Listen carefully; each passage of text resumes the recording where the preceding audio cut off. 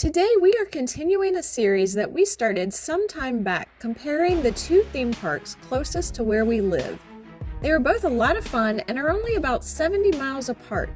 In this video, we are going to compare the roller coasters and the other thrill rides of Busch Gardens in Williamsburg, Virginia, and King's Dominion outside of Richmond, Virginia. If you watch much of this channel, you know that thrill rides aren't really my thing. But my husband Jack loves thrill rides, and he will share his opinions on these rides that he enjoys. And then I will talk about some of the details of these coasters and other rides based on history that I've researched in preparation for this video. And at the end, Jack will let us know which park he thinks is better for thrill seekers. This is just his opinion, of course. If you've been to both parks, you can let us know which of these parks and which coasters are your favorites in the comments below. We will start with the park owned by Cedar Fair, King's Dominion in Doswell, Virginia. We'll start with the kiddie coasters. The Great Pumpkin Coaster would only be considered a thrill ride for the youngest of riders. There are 2 turns and a few small dips. This ride, located in the Planet Snoopy section of the park, lasts about 20 seconds. The other kids coaster is the Woodstock Express, also located in Planet Snoopy. This wooden coaster was the first ride built at King's Dominion in 1974 when it was themed to Scooby-Doo. It's a typical wooden coaster with dips and hills, but on a child-sized scale. This next one is another attraction that opened when the park first opened in 1975, and it's a longtime favorite of mine. Racer 75.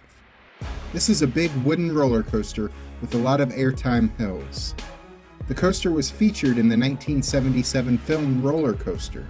It was originally called Rebel Yell, but the name was changed in 2018 to Racer 75 to reference its side-by-side racing element, as well as the year it first opened. One assumes that the fact that the old name was a reference to the Confederacy also played a role in the name change. The other classic wooden coaster in the park is Grizzly, which opened in 1982. It also has some big airtime hills and is unique in that it's a coaster ride through the woods, which is a grizzly bear's natural habitat. But I do hear it's become a very rough ride since I was last on it. Next up is Dominator. This is the world's longest floorless roller coaster at over 4,200 feet. It opened in 2000 in an Ohio theme park that has since closed, and the ride was then moved to King's Dominion. This is a fun ride, reaching 67 miles per hour as you go through 5 inversions. Next up is one that Jack is not interested in ever trying, Intimidator 305. It's themed as a tribute to late NASCAR driver Dale Earnhardt, who was nicknamed the Intimidator due to his aggressiveness on the track. The 305 in the name refers to the 305-foot lift hill. Coming out of that lift hill, the coaster reaches speeds of 90 miles per hour, drops 300 feet at an 85-degree angle. The first season it was open, numerous guests reported temporary loss of vision or even consciousness on this ride. After that season, some changes were made to decrease the number of these incidents. I don't know why anyone would want to do this to themselves.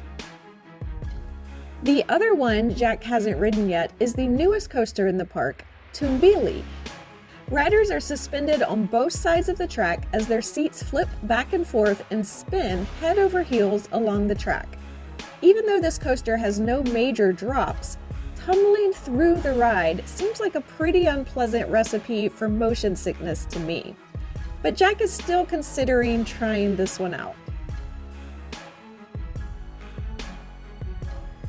Inside this building is the first launch coaster I ever rode. Flight of Fear starts by launching you forward from 0 to 54 miles per hour into a spaghetti bowl coaster in near complete darkness. It is space themed and will remind you a bit of Space Mountain at the Disney parks.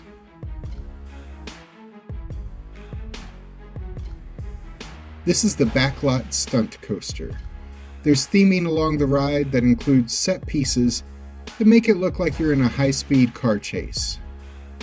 That's left over from its original theming when Paramount owned the park in the 1990s and early 2000s. The company was theming new rides to their movies at the time. This coaster was themed to the film The Italian Job. Any mention of that film has been removed, but the car chase scene is still there, and it's themed to a generic movie backlot where the car chase is being filmed. This fun coaster is more thrilling than a kiddie coaster, but has no huge drops or inversions. The next one isn't super thrilling, but I have loved this coaster since I was a kid for its uniqueness. Reptilian is a bobsled coaster, and there are only a few of these left in operation. The cars are not connected to the track in any way, they just slide through the trough like a bobsled. Originally called Avalanche, it was recently repainted and rethemed to match the new jungle theming of the area it's located in.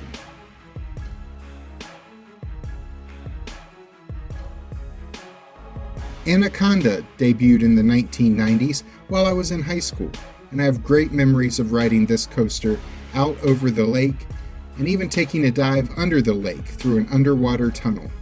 But it is a bit of a head rattler that left me with a headache from the rough ride the last time I was on it. I know we filmed footage of Twisted Timbers, but all I can find is still shots. No matter, it starts with a barrel roll drop, starting over 100 feet in the air, and has a lot of airtime along the way.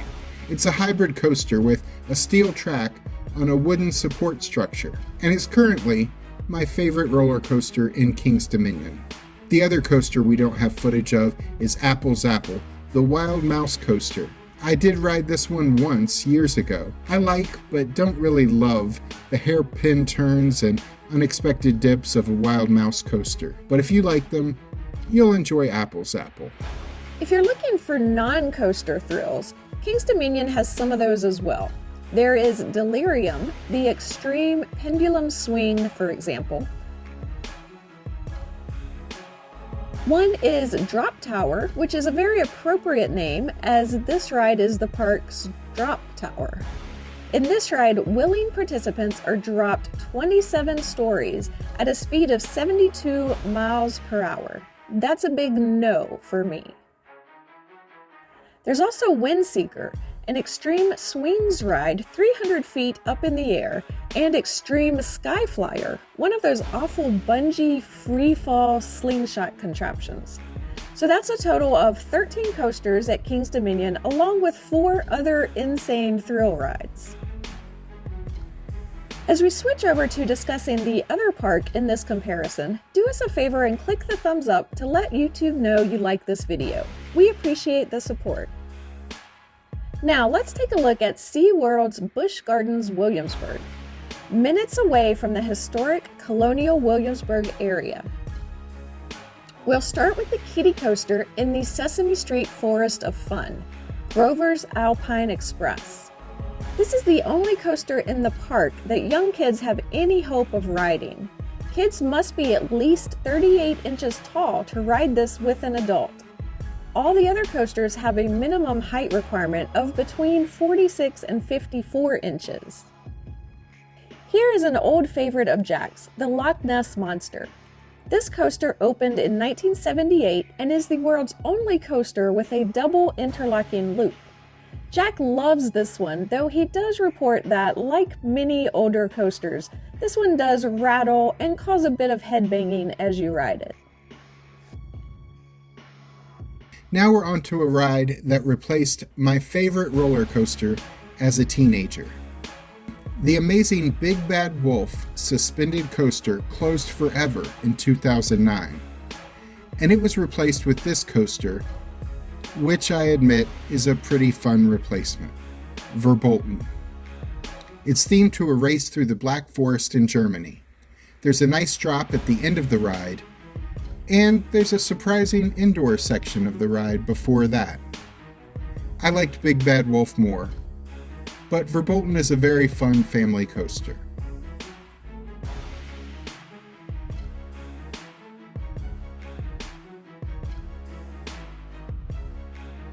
That brings us to Alpengeist, an inverted coaster that has 6 inversions, the most of any coaster in Virginia. It's themed to a runaway ski lift that has been cursed by the ghost of the Alps, which is what Alpengeist literally means in English. Your feet dangle in the air as you ride the runaway ski lift over the snow all the way to its icy conclusion.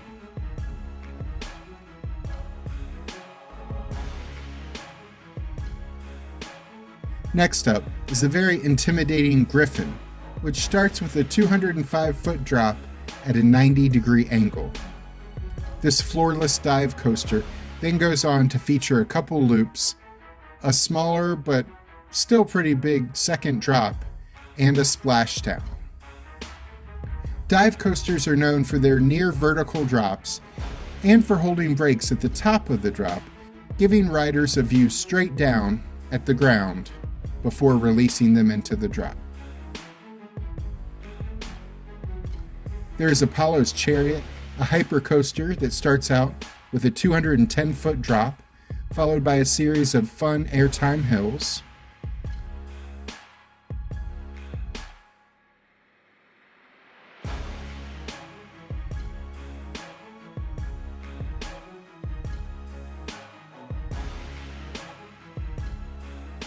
There is Tempesto, a coaster that looks small but doubles back and forth over itself. It includes a corkscrew roll all the way at the very top of the coaster.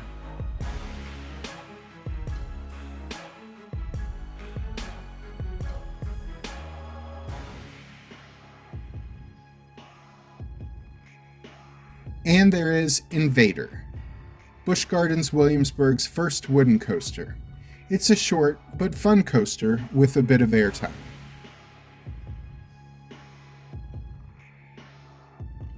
The newest coaster in the park is probably the most popular at the moment, including with Jack.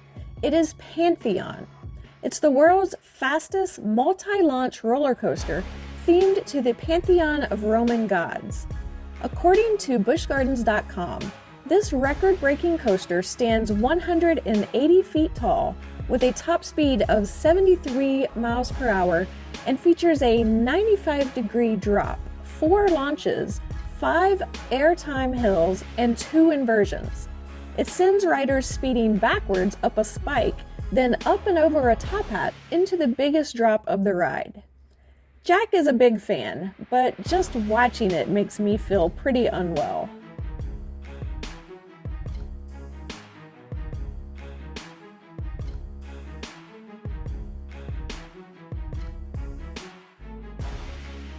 There isn't much else at Busch Gardens that could be considered thrill rides. There is, of course, Finnegan's Flyers, an extreme pendulum swing ride.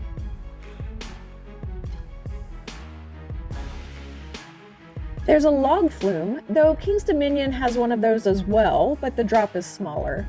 And Busch Gardens also has Escape from Pompeii, a dark boat ride that ends in a 5-story splashdown drop.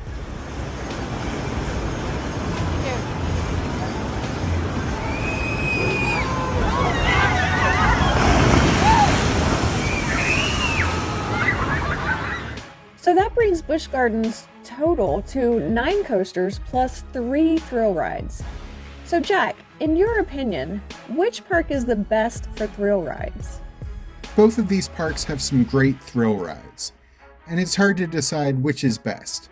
Busch Gardens has great coasters, and that's the park I've visited more than any other theme park in my life, just because I used to live so close to it. But if we are just talking about thrill rides, I think you have to give it to King's Dominion. They have more thrill rides and a wider variety of thrill rides. They've got 2 coasters that look so crazy, I'm not sure I will ever ride them, even though I really enjoy thrill rides. Plus they have an indoor coaster in the dark, and a wild mouse coaster, and a bobsled coaster, and a bungee catapult sky flyer, and swings that are 300 feet up in the air. You could just spend all day having wild, adrenaline rush-inducing experiences at King's Dominion. Whichever park you go to, though, there is fun to be had for thrill seekers. I don't think you'll be disappointed in either park, but I do think King's Dominion takes it to the next level. We'll be back later on to compare the family rides, the shows, the food, and much more. In the meantime, click on the links at the end of this video for our previous episodes in this series where we compared the two parks' Halloween events and Christmas events. I'm Alice. And I'm Jack. Be sure to click the subscribe button and the notification bell so you can see us the next time we're traveling through.